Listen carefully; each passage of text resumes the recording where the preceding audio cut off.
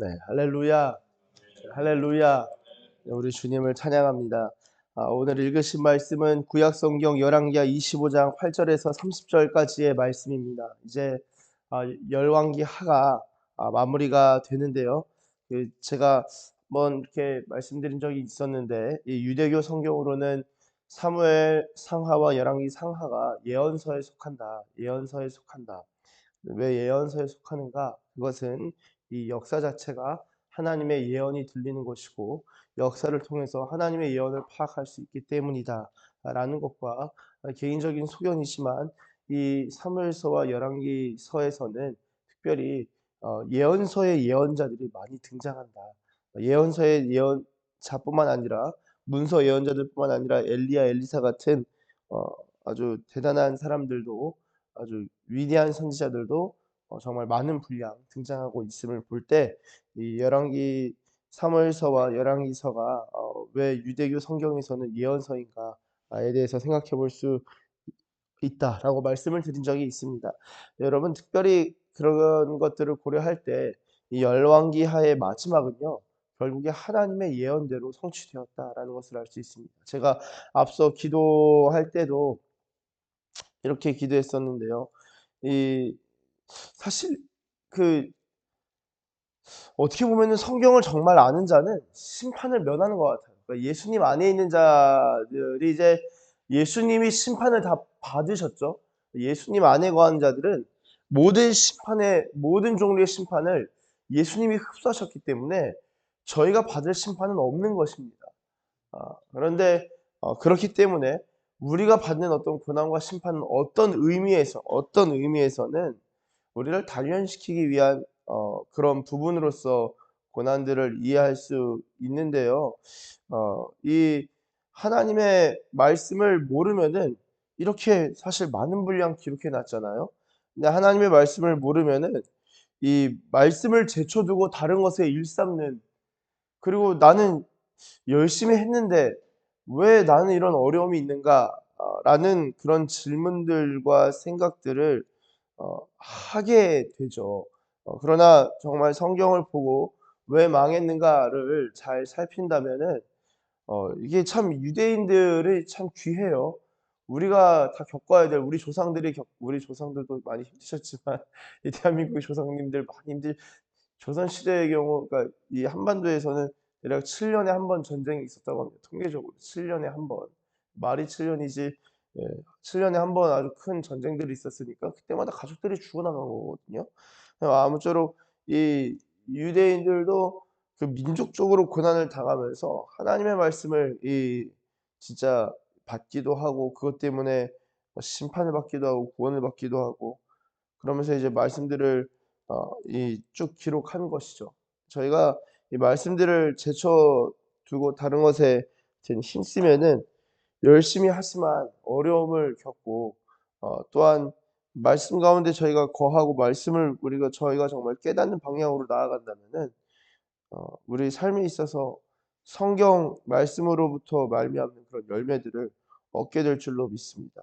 이 열왕기하 25장, 오늘 이 유다의 역사가 종결되고 끝나는데요. 마찬가지입니다. 반복적으로 말씀드리지만 하나님의 말씀에 대한 집중력이 없었고, 예레미야 같은 선지자가 바로 옆에서 하나님의 말씀을 코치해 주고 멘토링해 주고 1:1 과외를 왕들한테 해 줘도 절대로 못 알아들었다. 그러니까 "하나님, 내 주변에 왜 예레미야가 없어요?" 물론 "하나님, 저한테 예레미야와 같은 선지자 붙여 주세요."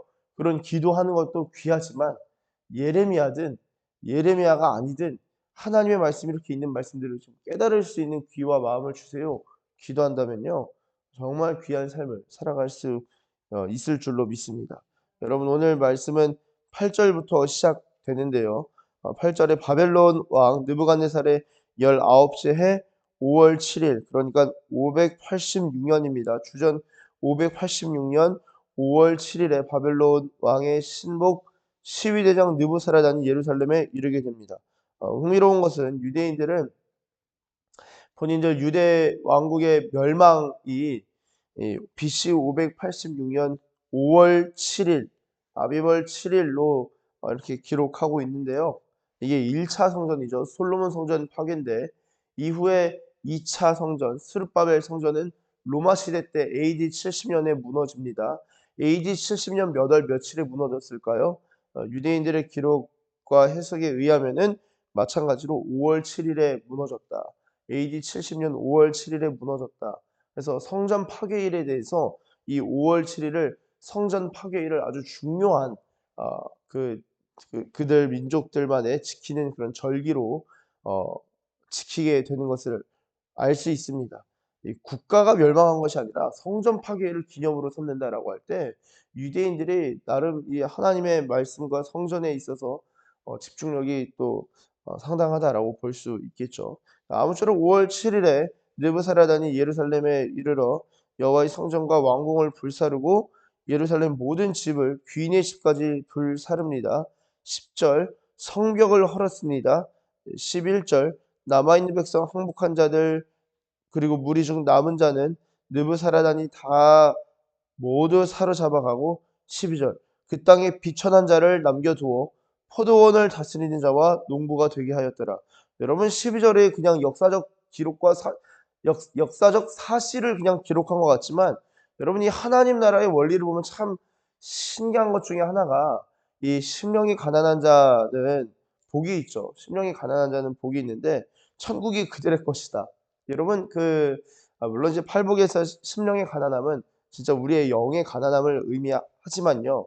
이 실제 역사에 있어서 이 예루살렘 멸망하고 예루살렘으로부터 애굽으로 도망간 사람들이 있었고요. 그리고 바벨론으로 끌려간 사람들이 있었고 예루살렘에 그대로 남은 사람이 있었습니다. 물론 예루살렘의 성벽이 헐리고 그다음에 황폐화되고 그다음에 성벽뿐만 아니라 성전도 헐리고 다 탈취해갔지만 탈취되지 않은 것이 있었습니다. 그게 바로 남은 자랍니다. 남은 자. 누가 그 예루살렘 약속의 땅에 남는가? 사실 가난한 자, 비천한 자였습니다. 아무것도 눈에 띄지 않는 자, 이 가난한 자. 그들이 뭘 하냐면요. 포도원을 다스리는 자, 농부. 그냥 농부가 아닙니다. 포도원을 다스렸다. 그 지역에 나는 것들을 다스렸다. 이 다스린다라는 표현이 참 흥미롭습니다. 다스리는 것이 비천한 자가 다스릴 수 없거든요. 그쵸? 근데 다스린다는 동사를 쓴 거를 좀 고려해 볼 때 이 다스림 그 예루살렘에 아직 남아 있어서 거기를 지키고 있는 자들이라고 할 수 있겠죠. 하나님께서는 이 바벨론으로 말미암아 남유다를 심판하실 때 남은 자들, 비천한 자들을 남겨 놓으셨다. 그러면 이거를 오늘날은 어떻게 좀 이해할 수 있을까요? 저는요. 그 마태복음 팔복처럼 이 가난한 자, 비천한 자, 마음이 비천하고 하나님 앞에서 겸손한 자는요. 하나님이 포도원을 다스리는 은혜를 주실 수 있다. 그래서 그 한국 교회 초기 거의 조선에서 이제 대한민국 넘어오는 그 시기 1900년대 초반, 1800년대 말 1900년대 초반 보면은 대부분 이제 다 어려웠다고요. 아주 그냥 찢어지게 가난했죠. 근데 이 통계도 있습니다. 기독교가 들어간 국가들 보면은 기독교가 정착한 나라들을 보면은 이 경제적인 발전이 이루어지게 되었다. 왜냐면은 이 기독교는 뭐 자본주의를 옹호하나 뭐 그런 차원이 아니라 기독교가 들어갈 때 사람의 사고가 바뀌는 거예요. 그러니까 옛날에는 '야 이렇게 사는 게 우리 운명이다.' 가난을 운명으로 받아들였는데 성경을 읽고 복음을 받아들이니까 운명이 그런 운명이 아닌 거예요. 우리가 예수 그리스도 안에 거하고 하나님은 우리 가운데 은혜를 주시고 복을 주시는 분이시구나. 그리고 우리 가운데 영원한 생명이 주어졌구나. 이 땅 가운데서 하나님께서 주신 소명을 가지고 살아가는 삶이구나. 이런 것들이 생각들이 하나 둘 셋 넷 스위치가 켜지고 그리고 생각들이 바뀌다 보니까 사람들이 기본적으로 성실해지고 부지런해집니다. 뭐 여러 가지 또 그런 변화들을 이뤄가는 것을 볼 수 있죠. 그렇게 볼 때 하나님께서 이 남은 자들을 세우시고 또한 그들로 말미암아 예루살렘을 지키게 하시는 것을 볼 수 있습니다. 그 외에 있는 것들은 이 13절 갈대아 사람, 바벨론 사람들이 다 그냥 죄다 가져갑니다. 성전에 있는 거 죄다 가져갑니다. 그리고 18절 이 대제사장, 부제사장, 성전 문지기 세 사람 사로잡아 가고요. 성중에서 사람 사로잡습니다. 내시한 사람, 그리고 왕의 시종 5사람, 장관의 서기관 1사람, 성중에서 만난 바 백성 60명. 그들이 이제 느부사라단한테 사로잡혀서 리블라에 있는 바벨론 왕으로 나아갑니다. 거기서 어떻게 합니까? 다 쳐서 죽입니다. 그러니까 죽임당한 자가 있고요. 끌려간 자가 있고 남은 자가 있어요. 남은 자가 제일 좋은 거예요. 어떤 면에서는. 그쵸? 자, 그리고 나서 이제 이 왕정이 끝나고 총독이 다스리는 자로서 그달리아가 세워지게 됩니다. 자, 22절 보시면 유다 땅에 머물러 있는 백성은 곧 바벨론 왕 느부갓네살이 남긴 자라 왕이 사반의 손자 아히감의 아들 그달리아가 관할하게 하였더라. 여러분 이 아히감이 어떤 사람입니까? 아히감. 예레미야 26장 24절을 보시면 한번 찾아보실까요? 26장 24절. 예레미야 26장 24절.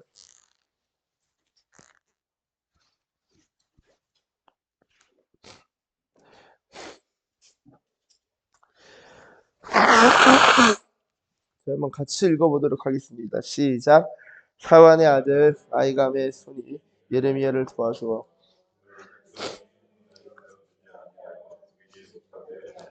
아멘. 여러분 아히감이 어떤 사람이냐면요.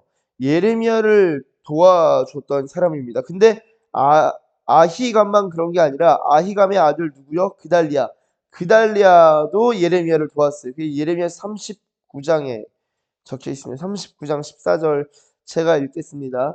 사람을 보내어 예레미야를 감옥들에서 데리고 사반의 손자 아히감의 아들 그데라에게 넘겨서 그를 집으로 데려가게 하며 그가 백성 가운데서 사니라. 그러니까 이 그다랴 그리고 아히감 둘 다 이 예레미야를 도왔던 인물들입니다. 자, 그러니까 예레미야를 도왔다라는 것은 예레미야의 그냥 도운 것뿐만 아니라 예레미야의 예언에 있어서도 아주 주의 깊게 들었다라고도 좀 연관지어서 생각해 볼 때요. 이 그래도 나름 잘 세워진 겁니다. 바벨론 왕이 그달리아를 이제 지도자로 삼았는데 이 그달리아 집안 자체가 이제 저기 고관 관리직이죠. 관리직 고관들을 이제 배출했던 그런 집안인데요. 이 그달리아 24절 보시면은 이렇게 말합니다. 그달리아가 그들과 그를 따르는 군사들에게 맹세하여 이르되 너희는 갈대아인을 섬기기를 두려워하지 말고 이 땅에 살며 바벨론 왕을 섬기라. 그리하면 너희가 평안하리라 하니라. 그러니까 바벨론을 섬기라는 거예요. 바벨론 섬겨라. 떠나지 말라. 그쵸? 저희 예레미야 할 때 많이 봤었죠. 그래서 다른 거 신경 쓰지 말고 하나님의 예레미야를 통해서 이미 많이 들었잖아요. 이건 하나님의 심판이 있었고 심판이 있을 때는 그 심판 가운데 있으면서 돌이키고 회개하는 게 중요하지 다른 거 의지했다가는 더 큰 화만 경험할 것이다. 하여튼 뭐 그런 이야기를 했어요. 그러던 가운데 그달리아가 살해당합니다. 그게 이제 열왕기하 25장 25절에도 적혀 있고 예레미야 40장에서도 나름 상세하게 좀 적혀 있습니다. 예레미야 40장에서도. 그래서 그달리아가 죽게 되고요. 26절 보시면 노소를 막론하고 백성과 군대 장관들이 다 일어나서 애굽으로 갔으니 이는 갈대아 사람을 두려워함이었더라. 자, 갈대아 사람이 두려워서 애굽으로 가는 그런 모습을 보게 됩니다. 나중에 이들도 큰 어려움을 겪는데요. 여러분 여기까지 좀 생각해 보실 때 유대인들에게 있어서 구원의 모티브가 뭐죠? 구원이라고 하면 떠오르는 성경이 무엇입니까? 애굽기죠. 참 공교롭게도 하나님께서 애굽에서 건져내서 구원을 시키셨는데 이 백성들이 어려움을 경험하니까 애굽으로 자진해서 들어가는 모습을 이 열왕기하 끝에서 보게 됩니다. 하나님이 구원하셨는데 다시 그 노예 생활로 그 애굽으로 들어가게 되는 모습이 열왕기하 마지막에 적혀 있는 것이 이 아이러니다라고 할 수 있겠습니다. 그러나 하나님께서 이걸로 역사를 종결시키시는 분이 아니라 감사하게도 27절부터 30절까지가 우리에게 한 줄기의 빛을 보게 하는데요. 유다 왕 여호야긴이 사로잡혀 갑니다. 37년 그러니까 느부갓네살이 끝나고 에윌 무로닥이 즉위한 원년 유다의 왕 여호야긴을 옥에서 내놓습니다. 자신의 아버지와는 노선을 다르게 하겠다는 것이죠. 여호야긴을 오이서 내놓아 그 머리를 들게 하고 좋게 말하고 지위를 높여주고 죄수의 의복을 벗게 하고 일평생 항상 왕의 앞에서 양식을 먹게 하고 그가 쓸 것은 날마다 왕에서 받는 양이 있어서 종신토록 끊이지 아니하였더라. 여러분 이 여호야긴이 끌려갔는데 이거 이 징조로 볼 수 있는 것이죠. 이렇게 복권된 것을 볼 때 뭔가 좋은 일이 일어날 것 같은데 생각해 볼 수 있겠습니다. 하나님께서 다시금 이 예레미야에게 심판만 예언한 것이 아니라 70년 그러니까 70년 차면은 돌아오게 될 것이라는 소망의 말씀이 이미 같이 주어졌죠. 그렇게 볼 때 여호야긴의 사면과 그의 복권이 하나님께서 약속을 기억하시나라는 생각을 해볼 수 있다는 것과 그리고 또한 바벨론으로 그렇게 저항하지 말고 잡혀가라 그랬는데 순순히 그냥 끌려간 여호야긴은 혜택을 받고 시드기야는 괜히 저항하다가 눈 뽑히죠. 아들 다 죽고 어제 본문에서 볼 때 그런 것도 대비해서 볼 수 있겠습니다. 사랑하는 서산기지교회 가족 여러분, 이 역사가 하나님의 말씀대로 흘러가고 하나님의 말 우리 인류의 역사 가운데서 하나님의 말씀은 성취되고 왔었습니다. 바라고 소망하기는 저희가 하나님의 말씀에 어긋나는 인생이 아니라 이 말씀의 괴를 같이 하면서 말씀으로부터 나오는 은혜와 복과 어떤 말씀의 능력을 경험하면서 살아가는 이 말씀의 사람들 되시길 예수님의 이름으로 축복합니다. 유다같이 망할지라도 그 가운데 하나님께서 심판을 말씀하셨을지라도 심판의 예언으로 끝나는 것이 아니라 이 아주 기가 막히게 그냥 성전에도 우상이 가득할 정도로 죄짓고 그에 대한 심판을 말씀하셨음에도 하나님은 그 뒤에 구원을 약속하시는 분이시다. 그래서 우리가 예수 그리스도 안에 있는 구원받은 자들로서 어려움 가운데 있으실지라도 하나님의 구원이 심판 이면에 있고 고난 이면에 있음을 꼭 기억하시고 하나님의 은혜를 사모하시는 저와 여러분들 되시길 예수님의 이름으로 축복합니다. 기도하겠습니다. 하나님 감사합니다. 하나님 우리의 삶이 하나님의 말씀과 어긋나는 삶이 아니라 하나님의 말씀과 교회를 같이 하는 말씀의 사람들 되게 하여 주시옵소서. 주님 우리의 생각과 우리의 태도와 우리의 마음이 말씀으로 말미암아 변하고 주님 말씀으로 말미암아 우리의 생각과 마음이 새로워지며 주님 말씀으로 말미암아 하나님 우리가 고쳐야 될 부분 그런 것들이 고쳐지고 회복되어야 할 부분 말씀으로 말미암아 회복되는 그러한 은혜를 더하여 주시옵소서. 특별히 새벽 제단을 쌓는 주의 백성들의 기도를 주님 멸시치 마시고 이 기도를 긍휼히 여겨 주시고 주님 들어주시고 응답하여 주셔서 하나님 그 삶 가운데 하나님의 인도하심이 뚜렷하게 나타나게 되길 원합니다. 하나님의 인도하심이 뚜렷하게 나타나길 원합니다. 주님 친히 인도하여 주시옵소서. 하나님 고난 가운데 있는 성도님 혹시 있습니까? 하나님 어려움이 있는 그러한 지체가 있습니까?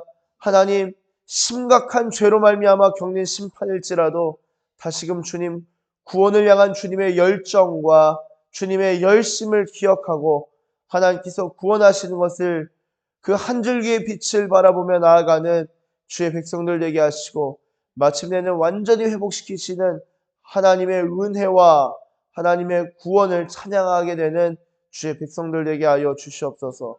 감사합니다 주님. 감사드리며 예수님의 이름으로 기도드립니다. 아멘.